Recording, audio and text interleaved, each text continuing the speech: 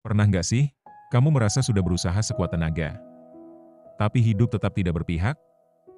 Doamu tidak dijawab, harapanmu dikhianati, dan orang-orang yang kamu percaya justru meninggalkanmu? Kalau iya, kamu tidak sendirian. Duduklah, aku akan bercerita. Luka yang paling menyakitkan bukanlah yang terlihat, tapi yang kita simpan sendiri. Yang kita tutupi dengan senyum, tapi diam-diam membuat kita menangis di malam hari. Ada orang yang terlihat kuat, padahal tiap malam mempertanyakan keberadaannya. Ada yang tertawa bersama teman, tapi saat pulang ke rumah, ia kembali ke kesepian. Banyak orang tidak tahu bahwa luka terparah adalah ketika kita kecewa pada hidup itu sendiri. Kamu sudah berdoa, bahkan sampai menangis. Kamu sudah sabar. Kamu sudah ikhlas. Tapi, kenapa masih gagal? Kadang yang paling menyakitkan adalah saat kita merasa Tuhan diam saja. Tapi tahukah kamu? Tuhan tidak pernah diam.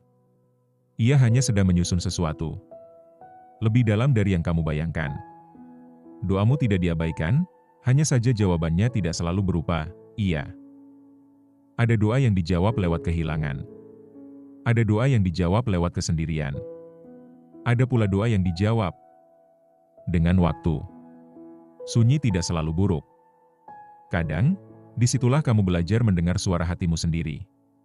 Di keramaian, kita sering lupa siapa diri kita. Tapi dalam sepi, kamu mulai bertanya, apa aku layak bahagia? Siapa aku, kalau semua pergi? Sunyi mengajarimu mencintai dirimu, tanpa validasi siapapun. Luka tidak datang untuk menghancurkanmu. Luka datang untuk membentukmu. Agar kamu lebih bijak, lebih kuat, lebih peka, dan lebih manusia. Orang-orang yang paling kuat bukanlah mereka yang tidak pernah jatuh, tapi mereka yang berani bangkit setelah dihancurkan. Ingat, tidak ada kisah hebat tanpa konflik. Dan kamu sedang menulis kisah yang besar. Jangan tunggu hidup menjadi sempurna untuk mulai bersyukur.